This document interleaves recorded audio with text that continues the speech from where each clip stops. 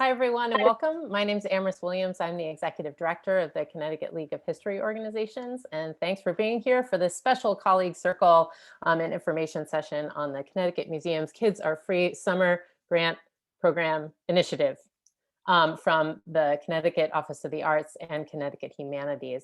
We are pleased to have with us today representatives from both the Connecticut Office of the Arts and Connecticut Humanities who will share a bit about the program itself and answer any questions that you may have. We're imagining today as primarily an opportunity to sort of get your particular questions answered. So we hope to open this up to Q&A in pretty short order. But before we do that, I just want to introduce our speakers for today. So we have with us Liz Shapiro and Rhonda Oliski from the Connecticut Office of the Arts, and also Jason Mancini and Scott Wands from Connecticut Humanities. And they are the two organizations that are administering this program. Without further ado, I'm going to hand things over to Liz Shapiro, and she will share a bit about what is happening with this initiative. Take it away, Liz. Hi, everybody. So we want to sort of dive right in. I hope that those of you who are in the room have already had a chance to read the information that is out there and maybe even take a look at the application for the Connecticut Museum's Kids Are Free Summer Grant Initiative.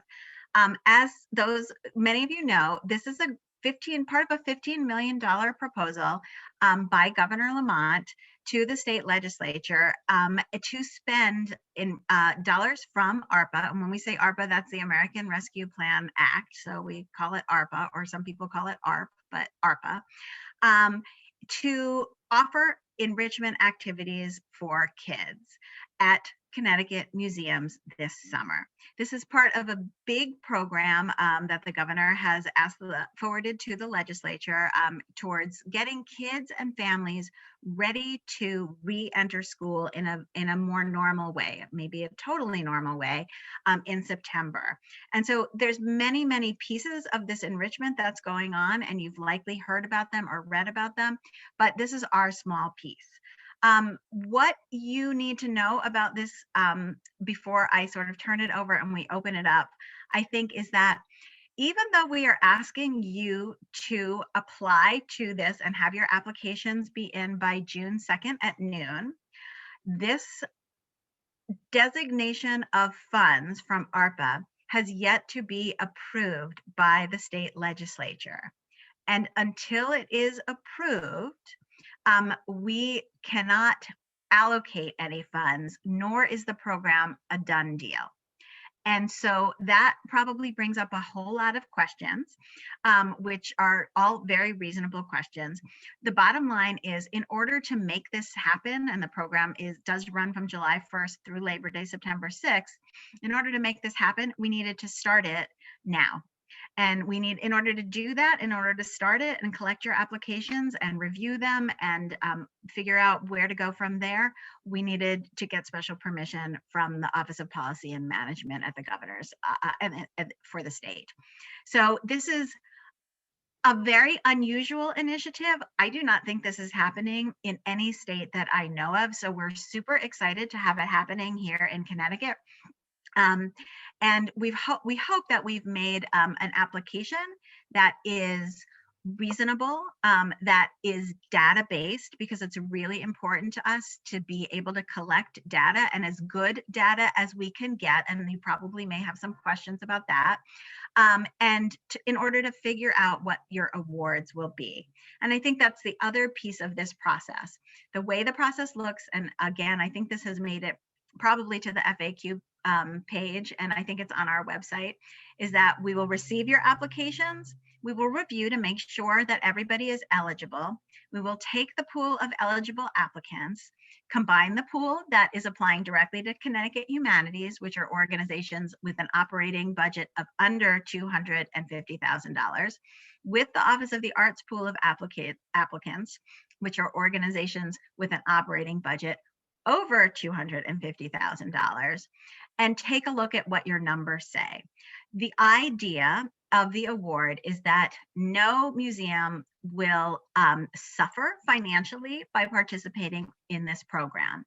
However, what we were able to find after lots of questions to some of the folks who are here in the room, to try to find a relationship between maybe budget size and visitorship, or budget size and number of kids versus adults visitation, there is not a clear correlation. And so what we decided is we really needed to move forward and look at actual numbers for this program.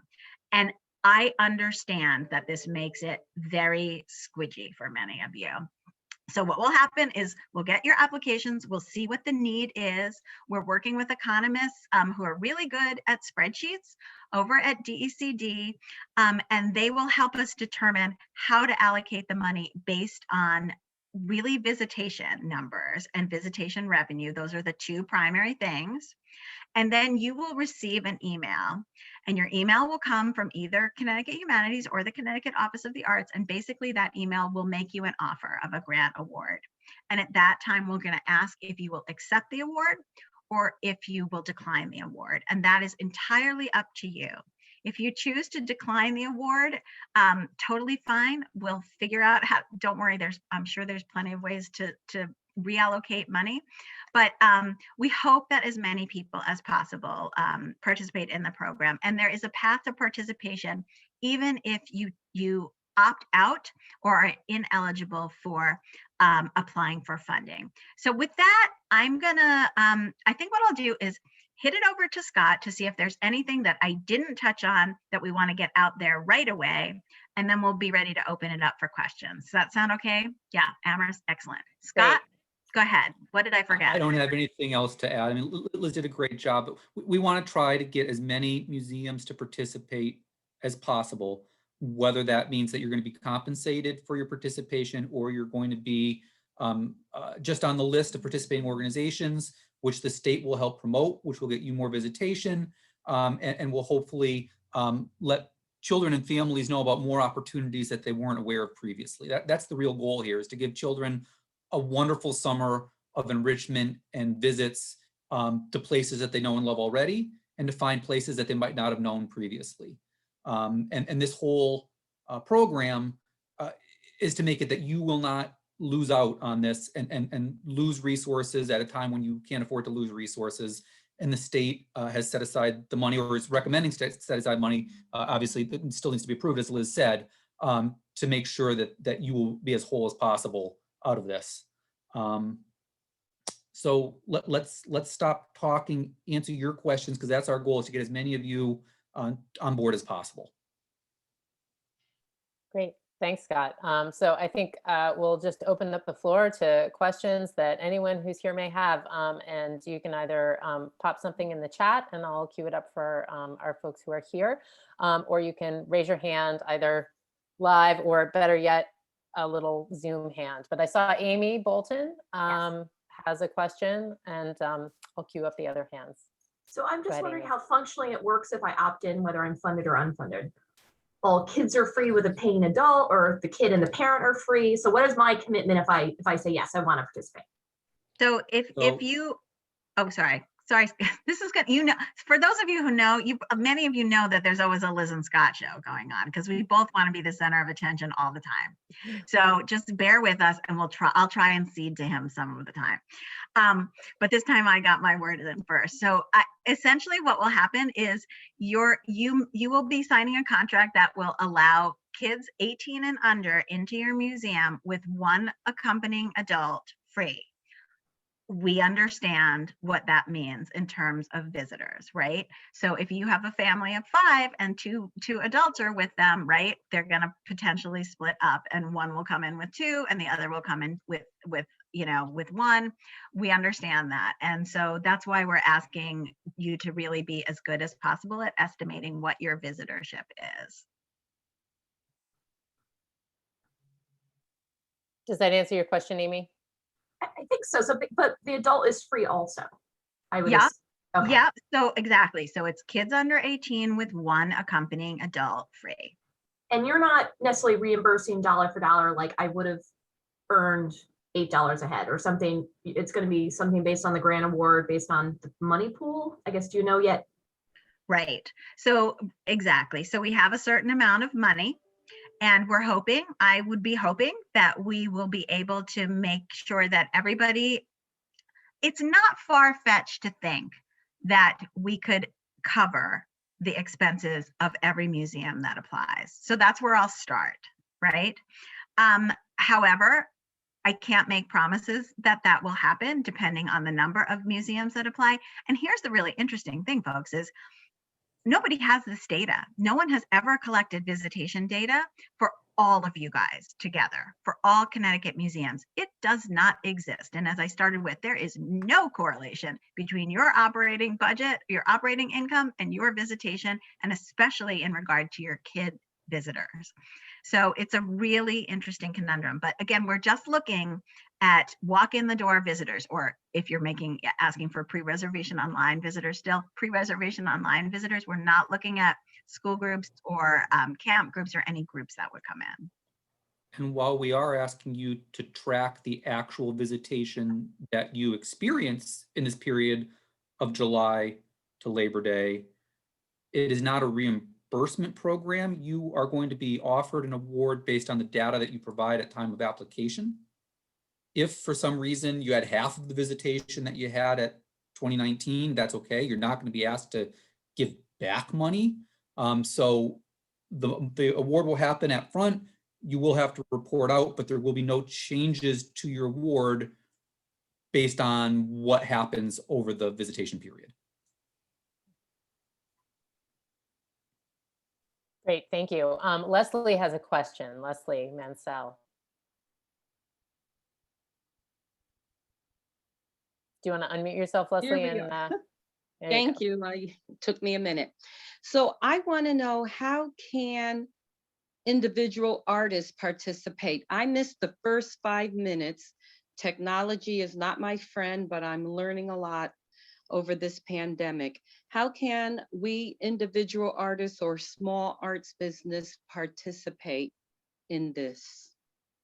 So for this particular grant, it is designed only for museums. So it's designed for organizations that have visitation and are open regularly to the public to have a museum experience.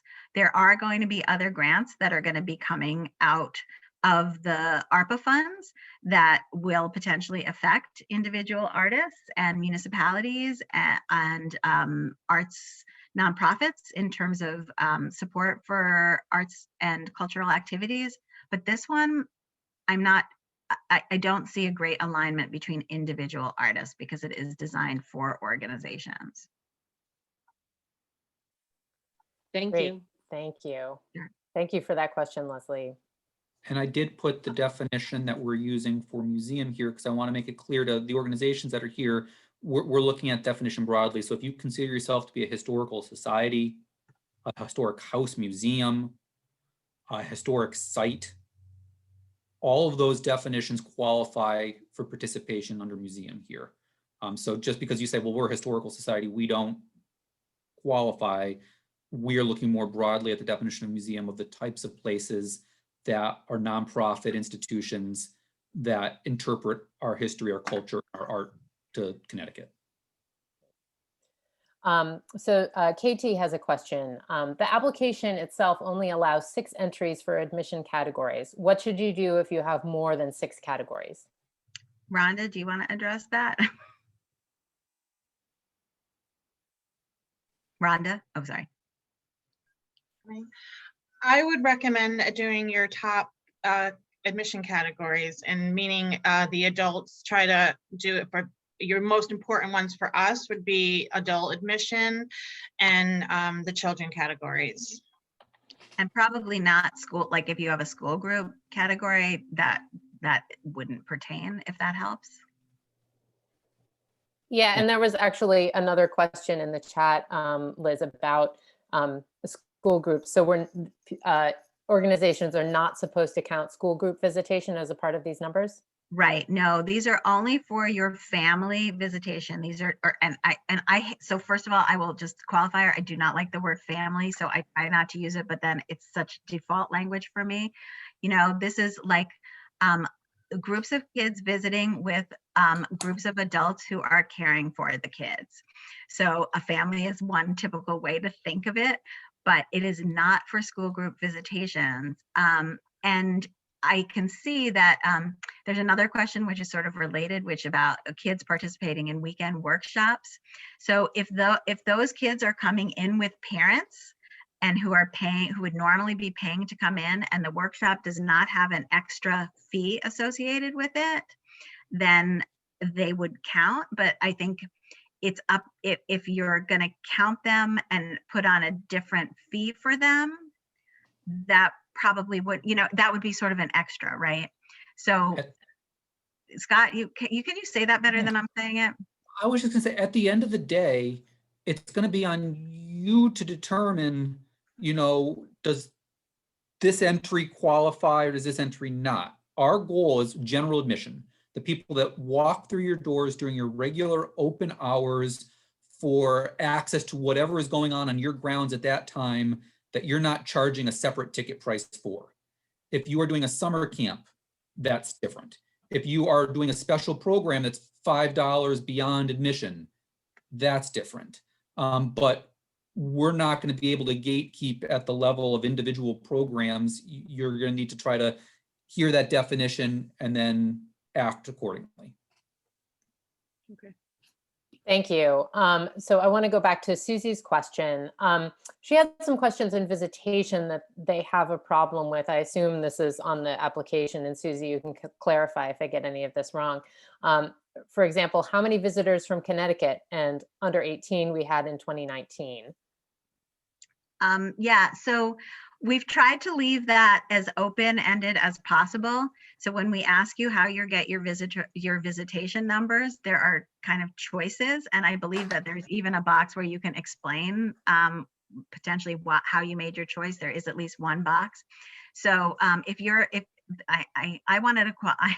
wanted to add a box that just said, we just guess, because that's kind of what I did when I ran my historical society, or I counted people in the guest book. But we don't expect everybody. We know that everybody doesn't have like a POS system, and it's not counting or accounting for visitors that way. And we know people are not necessarily counting by zip codes, but some of you are, right? So those of you who are, give us your best numbers. And those of you who are not, I would say take a look at the visitation numbers that you have and think about, look at your guest book perhaps and see where people are coming from and try to extrapolate. And if you feel you want to, and then let us know kind of the closest approximation to how you got that number. And we are going to take your word for things. For the most part, I can't imagine where we wouldn't, unless we think there might have been a typo. Unless it really doesn't agree or it's not possible. Like if you have 100 guests and 100 of them are kids, then somebody might call you and say, did you mean to say this? But I could see a possibility where that you could mean to say that. Or if you say you got 1 billion children in 2019, we might start to ask you for some proof of that. Rhonda would definitely call you. We don't want the application to be a deterrent for your participation. We're trying to get the best data possible, as Liz said, because this has not been collected in any sort of way like this previously. And in terms of the Office of the Arts and Connecticut Humanities and the Connecticut League still being able to advocate for you to the best of our abilities, we know that this data is going to help us in the conversations that we have with the legislature and with the governor's office. And if you are estimating at the time of application, and you've got the ability to track real numbers better in these categories and ways over the course of the summer, please do so. Do not estimate, if you can help it, the actuals. We need to get some real data here to be able to go back and continue to advocate on your behalf for additional funding to help you do what you do. Right. So that was so well said, and it's such a good point. This is going to give us this amazing data pool, right? That will allow us to talk about visitors to museums across Connecticut. And once we have that, we become much, much more powerful because we show what a driver we are for tourism, what a driver we are for community development. So it's really important. And it doesn't mean that you have to institute, again, an online, ability to count, but it does mean that maybe when you sell tickets, you collect the numbers and you get the zip code of where people are coming and the state that they're coming from, right? Like zip code and state, and you could keep a hand tally for the whole summer, especially if you're only open, if you're one of the organizations that's only open 8 hours a week and you're participating in the program. And you can keep a tally sheet. You can keep a tally sheet at your front desk. It's got Connecticut on one side, non-Connecticut on the other, adults and children, adults and children. And you've got now 4 lines of in-state and out-of-state adult and children visitation just with tally marks. So one of the things, there's a question just to me, but I want to bring it out if that's okay, because it's related. Sure, go ahead. So the question is will there be standards on the proof of residency? So no, that's up to you. We're not asking you to have any. You can have standards. You don't have to. You can look at driver's licenses. That whatever you want is fine. Whatever your organization feels comfortable doing. And the second part of this is, can teachers bring in students, or do they have to be family from the same household? And so, again, I think it's pretty clear when a teacher is bringing in a big group of students. We are in the summer, so hopefully there won't be, traditional classrooms coming in and using this. But I would say that, there's some discretion, here. If you have one person who's bringing in 16 kids, you may want to, and that would be for larger organizations, probably only. You may want to have a discussion with them, a little more closely about, do all of their kids, live in the same household? You might be able to tease it out a little bit more without being, difficult, and challenging to the visitor, but that's up to you. And a family can visit, multiple times or only once. So one of the, I think, things that Scott and I know we will end up talking about at some point is, this is also seen, there's 2 pieces here. One is that these are based on your 2019 numbers. And for most of you, we are coming out of a pandemic. We are not sure about what consumer confidence is going to be. So if you guys reach or exceed your 2019 visitation numbers in 2021, like hell's yeah, right? That puts you on an amazing path for 2022, which I think that's outstanding. Plus you will have met potentially, if you have a family who lives kind of near you that comes back more than once to visit your site, well, for heaven's sakes, make them members. Don't lose that opportunity. Get them on your mailing list. Take advantage of the things that this program has to offer. So really consider, there's a lot of, sort of, why would I be part of this? And I think a lot of it has to do with thinking about your own organizational goals. Scott? Yeah, I was going to say, to piggyback on that, we're not prohibiting you from having donation boxes, and we're encouraging people, if they enjoyed their experience, to leave a donation at the end of their visit. On the flip side of things here, although you're only going to be compensated for the Connecticut children and the one accompanying adult that comes in, we're not saying you can't go free to all guests this summer. Just know that the money you're going to be getting from the state is based on your Connecticut visitation in those categories. You can make it really easy on your staff if you say, well, we'll just go everyone free this summer. That's great. Some people would be compensated from the state, some people would not. Great. So just to go back quickly to the conversation that we were having before around sort of the data, there was sort of a follow-up question here from Steve. So we do not have a lot of the detail requested, and we'll have to do our best with estimates. It sounds like he's asking if that's okay. It sounds like that's totally okay, and that's sort of, you're expecting totally a lot of okay. estimation. Totally okay. But we are asking, as Scott said, for you to do a little bit better, right, once you receive your funding. And for some of you it might be a lot better, and for some of you might be just a little bit better, but it could still be a clipboard and paper. It doesn't have to be anything more formal than that. Yeah, great. Yeah, and I would say, to piggyback on what you folks were saying around, advocacy, it's great to have this data at the state level, but it should be great for your organization as well to have more concrete data about how many people come and who they are, to help you advocate for yourself in your community and say why you're important. So I think there are a lot of good things that can come out of that. So we have a number of questions here. B. Weller has their hand up. Do you want to unmute yourself and ask your question?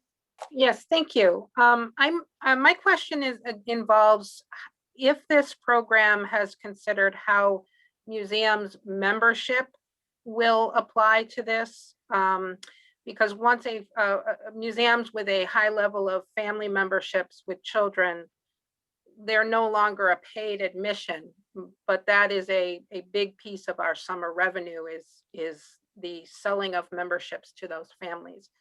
There's really no place on that application that I can see that information is being asked for. Will that be considered in the allocation of an offer? So no, that's the short answer. So we talked about that in terms of, visitor structures that are based on membership. And when we don't have the ability to consider that because it means such different things for different people. So what I would say to you is when you're thinking about the visitation from 2019 and folks that came in free as members, right? You can count them as reimbursables for 2020, right? Because I, from what I have heard, and again, it's just anecdotal, people have not been necessarily renewing their museum memberships. If you're lucky enough to have, a high percentage of membership renewals, and I guess it really depends on what time of, the year that people are renewing, then I would consider that, for the, to be for the good. But in terms of asking, in terms of allocating what the actual revenue figure is, for kids, I would look at how many kids come in as members in 2019 and assume that those same kids will come in, but not as members. And at the price that you would normally charge for this particular application. But I would also, use this as an opportunity to continue to sell memberships because this is only until September 6th. So exactly. Count all the children that came through your doors, whether members or non-members, as part of your equation for children, which you will be compensated for by the state, and be the best salespeople you can be, as Liz was saying at the end there.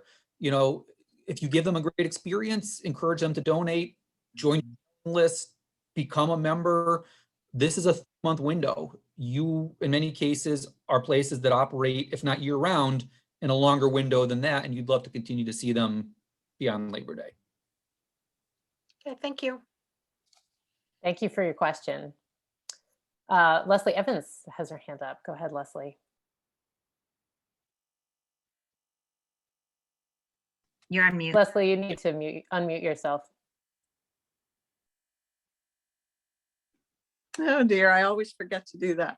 Anyway, my question kind of piggybacks on the previous one, and I think part of it was just answered. But I know that in 2019 we had a lot of people come in free.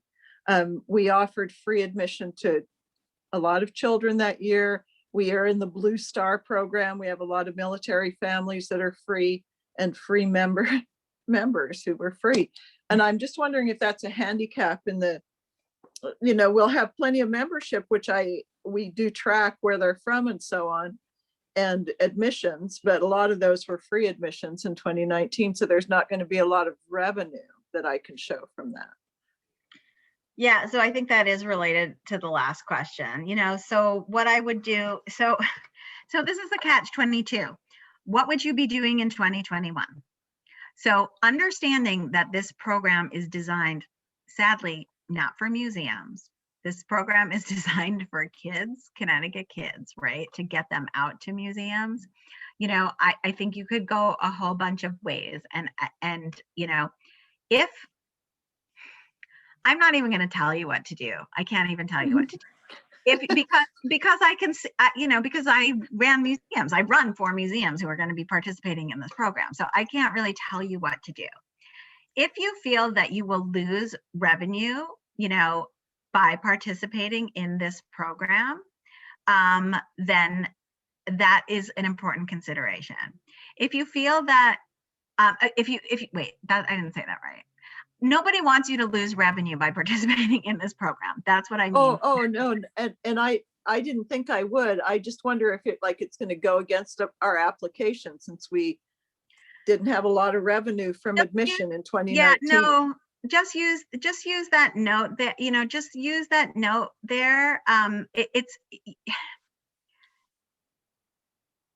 It's not, so when you say go against, let me clarify what that means. What do you mean, Leslie? I mean, like, say we wouldn't qualify because we didn't have very much, we didn't lose a lot, or don't stand to lose a lot of revenue because we already let a lot of people in free.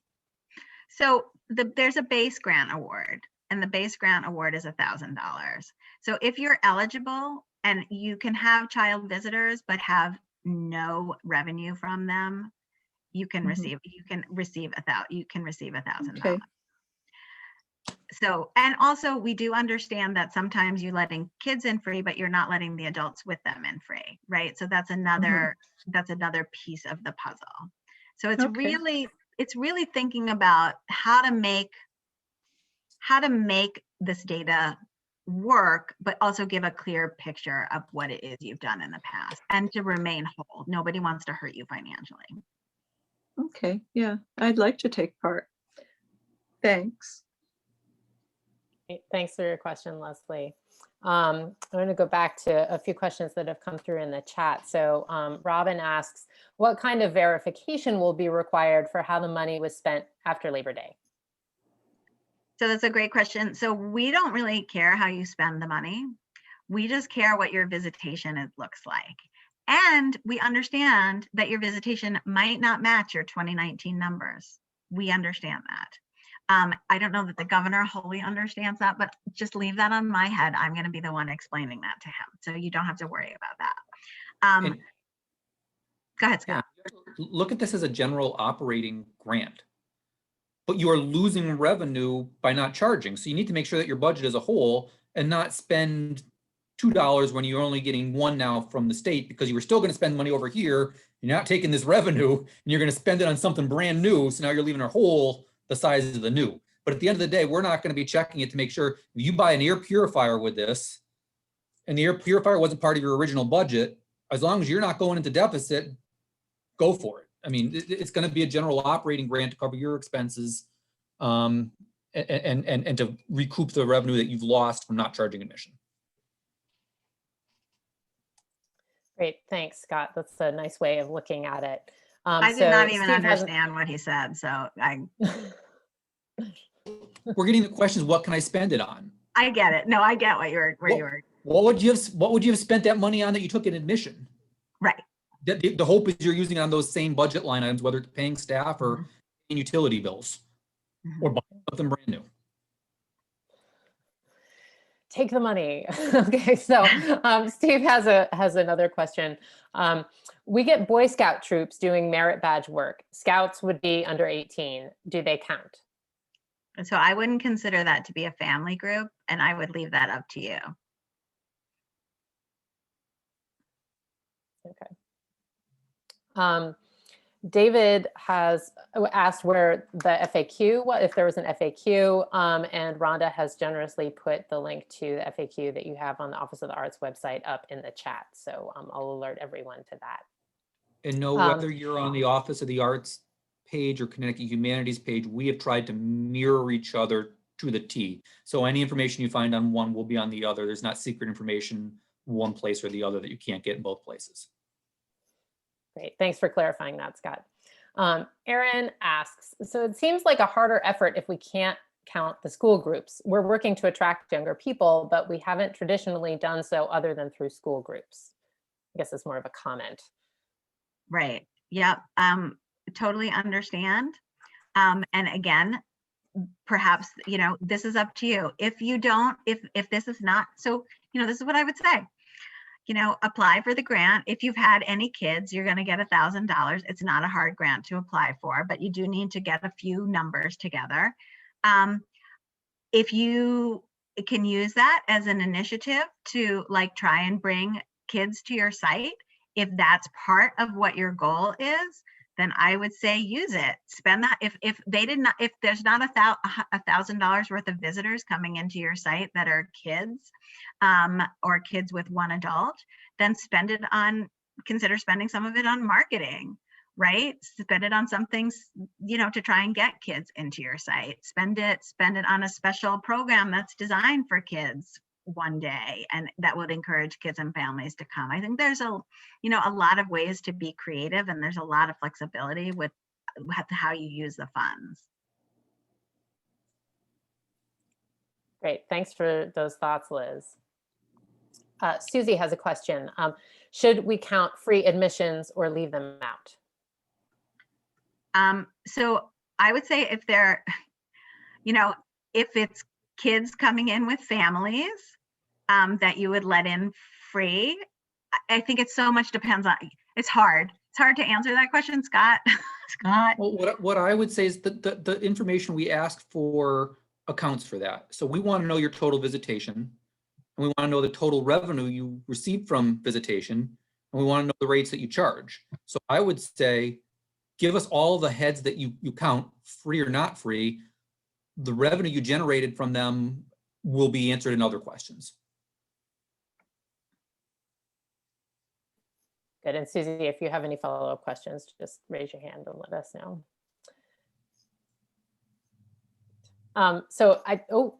Another question just came in on the chat. Steve asks, will we be required to send a report of what our visitation was during this grant period and doing the tally in the ways that Scott suggested?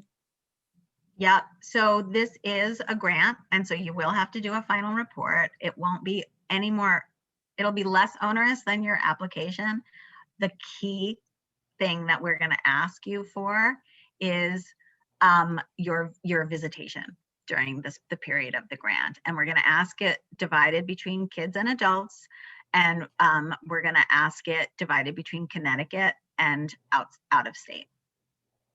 Yeah, I mean, that's the key thing. We haven't finalized what the report's going to be, but visitation in the different categories that we ask for at time of application, I can say we're going to be wanting that same data to match up 1-to-1 at the end.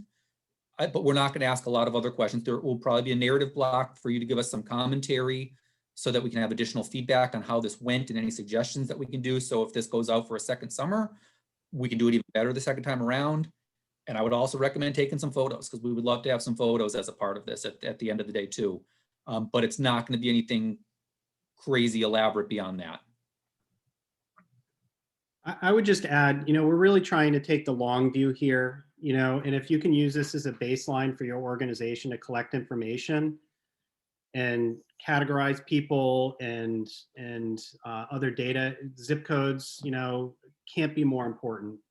This is partly a project for Connecticut, but if we can start understanding your visitation from people outside the state, that's really going to help us longer term to think about the different ways we can collectively advocate for all of you and support your organizations into the future. And as you might suggest, might guess, different legislators have different priorities. Some are really concerned about serving the best of their town.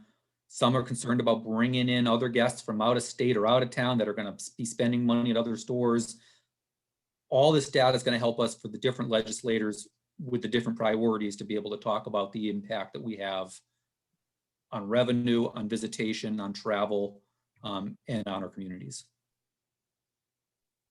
Great, so we have a flurry of new questions coming in. So Amy has her hand up. Go ahead, Amy. This is almost more of a comment, but I would just want to make sure it's not gonna, we've thought about this and there's not something I should adjust for. Like the 2021 data is gonna look a lot different than the 2019 data for a whole host of reasons. But specifically, I'm assuming the trend of Connecticut people visiting is going to continue because people couldn't travel from out of state. So I think our 2021 numbers are still going to look more set Connecticut as opposed to our 2019 numbers, where I'd say like 75% were out of state, out of country. So I don't know that I have a question there, but when you see my numbers later, they might look very different than 2019 for a host of reasons. And I think travel restrictions or travel reluctance is one of them. And so I'm assuming that's not going to be a problem, but maybe just bringing it up. Yeah, no, and we don't know what we're going to use this to really try to tease out you know, exactly what was happening. And that's where the anecdotal part is, because yeah, I have I couldn't tell you what the summer is going to look like. Like I personally am happy to go back to arts and culture organizations. I'm going to the theater. I'm cool with it. But I have colleagues who are like, yeah, no, still, I don't, not masked or otherwise. So I don't know what we're going to find. So it's going to be an interesting summer.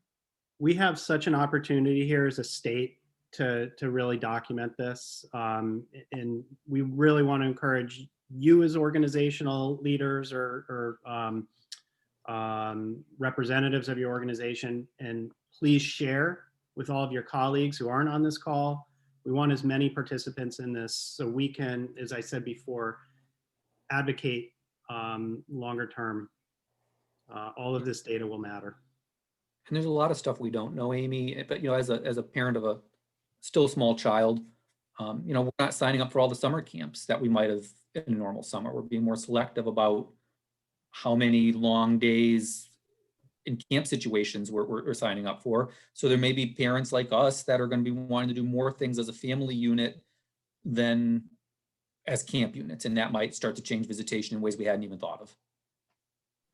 One of the questions we might ask on the final report, I'm just thinking about this, is, did this program give you the ability to turn visitors into new members? That could be something that we might ask. And again, we'll try to give you sort of we'll have a better idea of what the questions are going to be by the time we get to the grant contracting. So we won't spring this on you at the end and assume that you've collected all of this data. But like, there'd be kind of some cool things to know, even if it's anecdotal. Yeah, I actually feel like it did generate membership. Like, cool, that would be great. Wonderful. Okay, I got Amy. So Leslie Evans, go ahead. And remember to, there you go. Yeah. Now I turn my video off. Okay. Well, I'm wondering if you know if there's going to be any kind of promotional material like they used to do for Connecticut Open House Day, like those lawn signs or posters or anything like that to put up. So we don't have a budget to actually make promotional material, but the Office of Tourism is going to create like a sticker that you can put on your website and something that you could print out. So it'll be a little bit more like the when your COVID signs came out from the state, because there's no funding for any of that. So there will be some things that you can put on your website to make it easily identifiable.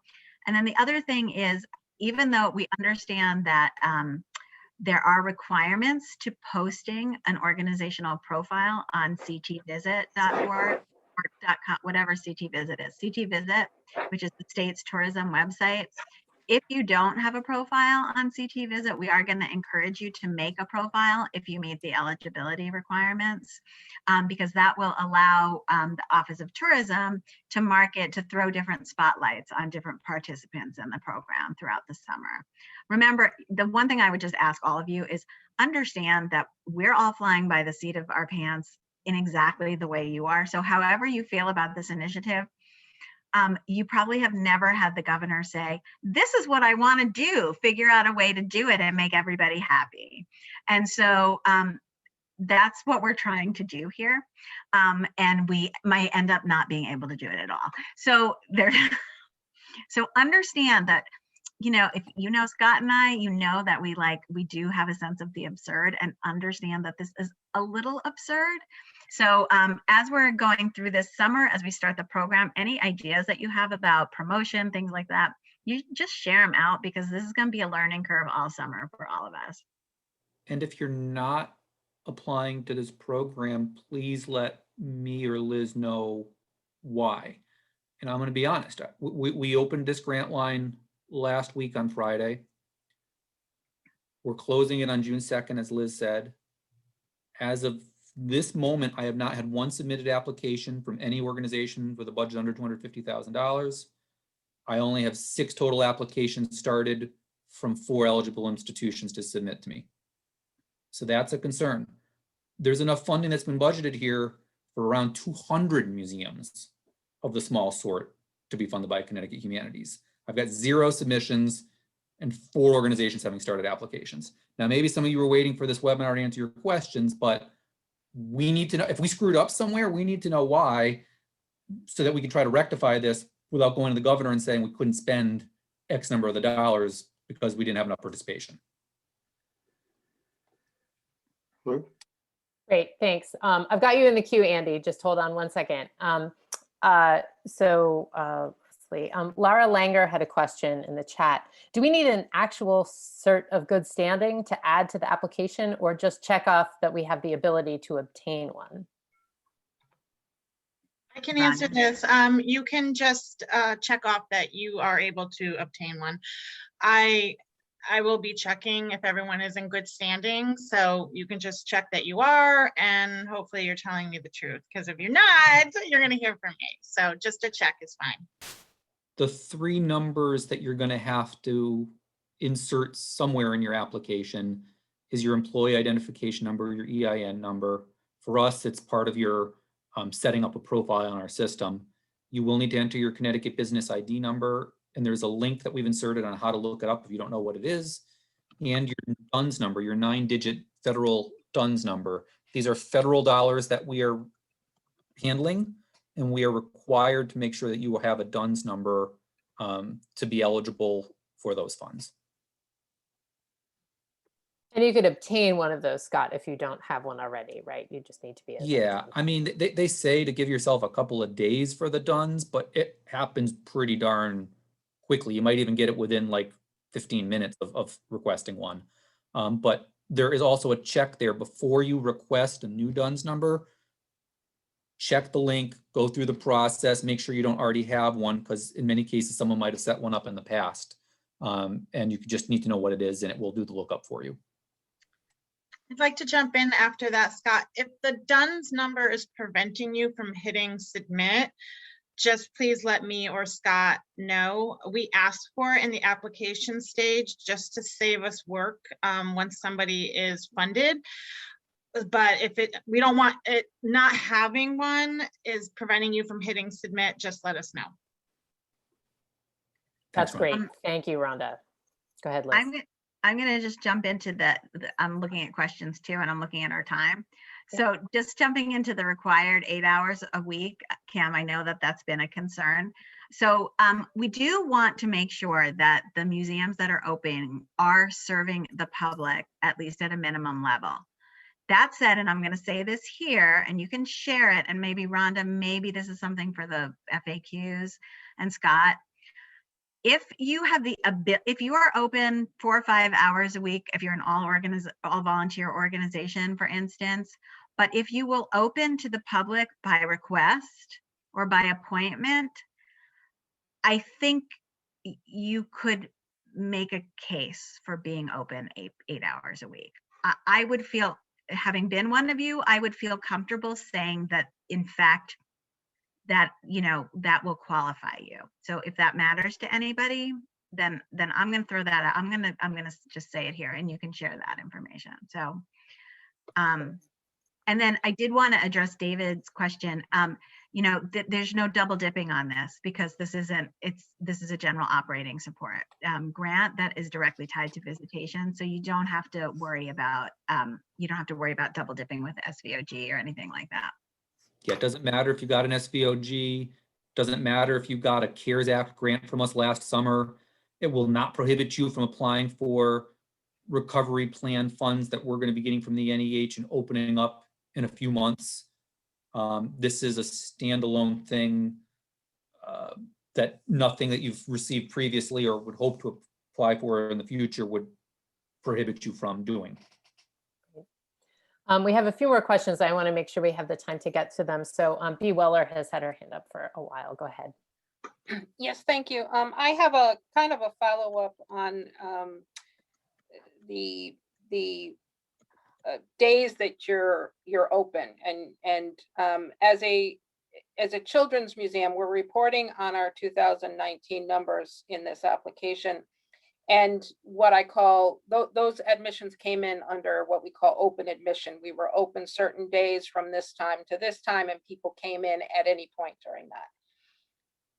will we be in a position where we would have to maintain that same operating days and hours under this program? Or can we now go and stay with time ticketing, which reduces our capacities?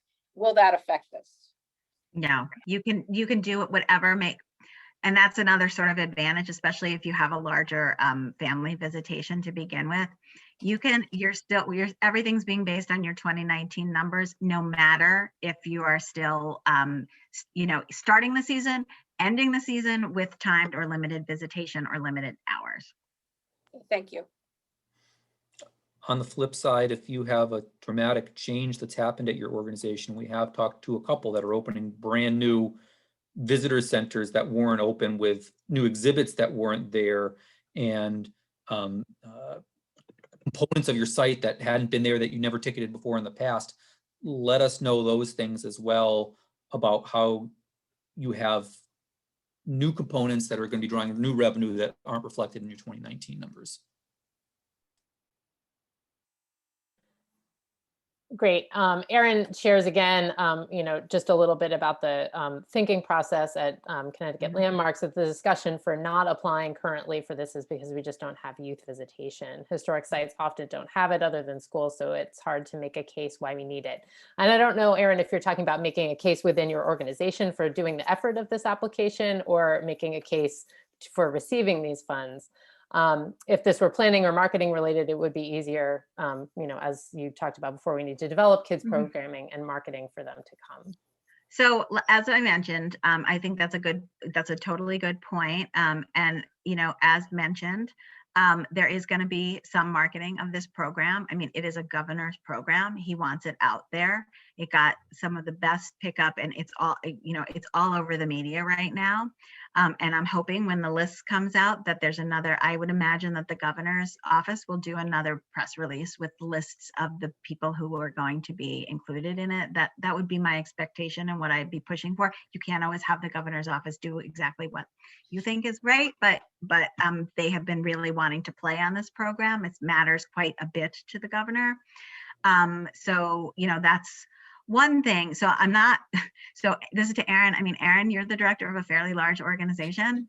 I think you should play regardless.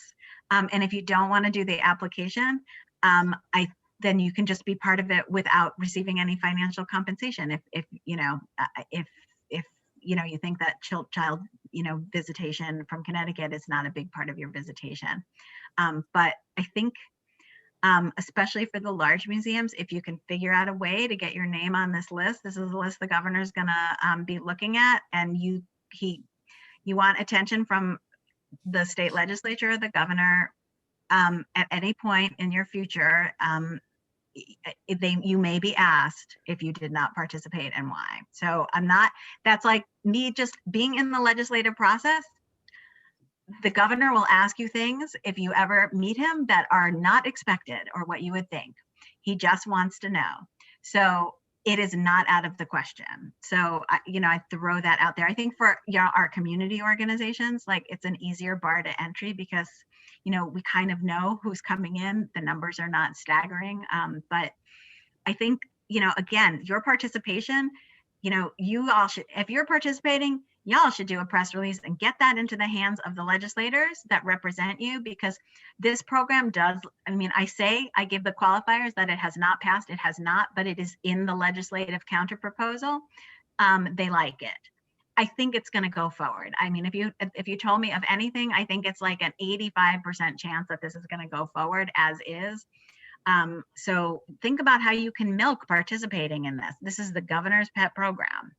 Yeah, and if you are on the fence, I know we're up against time here, reach out to me. I'm happy to discuss more with you offline and answer any concerns you have. But if you are an organization that historically gets small amounts of children's visitation, and you qualify because you have some revenue, you're going to get at least the minimum award, if not higher than the minimum award, and you will possibly have a higher per kid reward from the state than for the kids that you would have had if you hadn't participated. So you might turn out slightly in the good on this. So I don't see the downside to participating just because you don't get a number a large number of children. I think it's actually could be a positive. It's the I really right now, and since we don't know, the heaviest downside of participation could be for organizations that get tons and tons of children, right?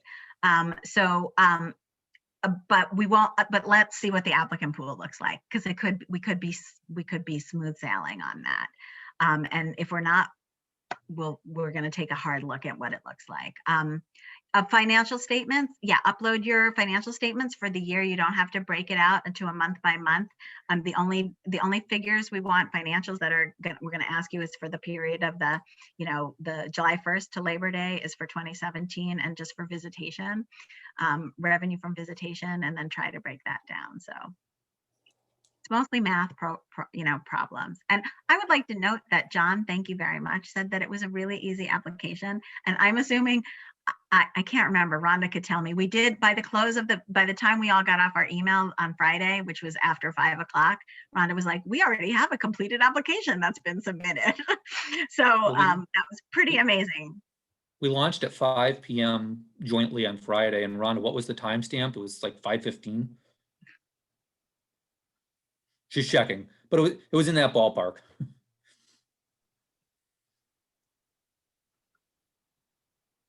Well, that's great. And hopefully that's heartening news to any participants. Leslie Mansell has another question. Go ahead, Leslie. Hi, I just wanted to say that, and I was multitasking, so I missed a part of the meeting, but I want to encourage the museums to not only hire visual artists, but also keep in mind the performing artists, the singers, the bands, the dancers, the poets, and many come from a historical perspective also. So keep us in mind when you're hiring for your programming.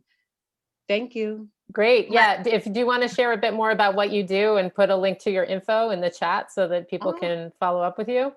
I can share verbally. Technology, I'm a little bit challenged with that, but I am a singer and a performing artist. And over the pandemic, I've been working on historical pieces, short historical pieces, sort of focusing more on women, but and on figures of Black history, but being open to all people. And I want to, again, just encourage, because when we think of museums, we think of visual artists, paintings, sculptures, but there's all kinds of art out there. Even cooking is an art. So if you think out the box, you can create more programming and bring in more people. So please keep the performing artists and artists of all types in mind when you're hiring, and not only for children, but think of your elders, of the seniors. Also, I specialize in seniors, and those are a group that come in and may even have $1 or $2 to buy something that you might purchase, something that you might be selling there at the museum. So just keep the performing artists in mind also, please.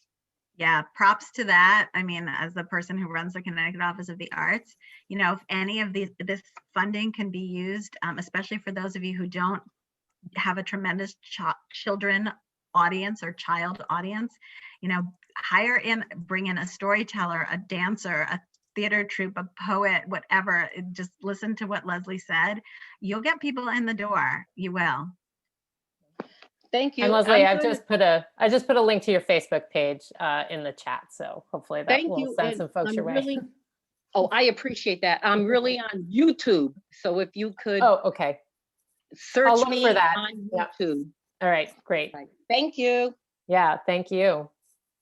All right, well, we're at 12:59. I'm not seeing any more questions at present. So I want to thank you all for being here. And thanks especially to Liz, Scott, Jason, and Rhonda for representing Connecticut Humanities and the Connecticut Office of the Arts and this program, offering great answers to a wide variety of questions and really actually, from my own perspective, helping me think about this program in some really, really good and new ways. So I'm really excited to see what will happen with this and what it can do for your organizations as well, in terms of building that data set, in terms of visitation, in terms of building a Connecticut-wide data set that is comparable from organization to organization. The power of that is really sort of beyond compare. So, and also in the ways that it might get some organizations thinking more about bringing in children and families, especially for historic organizations, historic houses that maybe aren't seeing a lot of that kind of visitation now. So I'm hoping to see great things out of this program. Thanks again for being here, and you'll see the video up on our YouTube channel later. Have a great afternoon, everyone. Thanks, Thanks, everybody. everybody.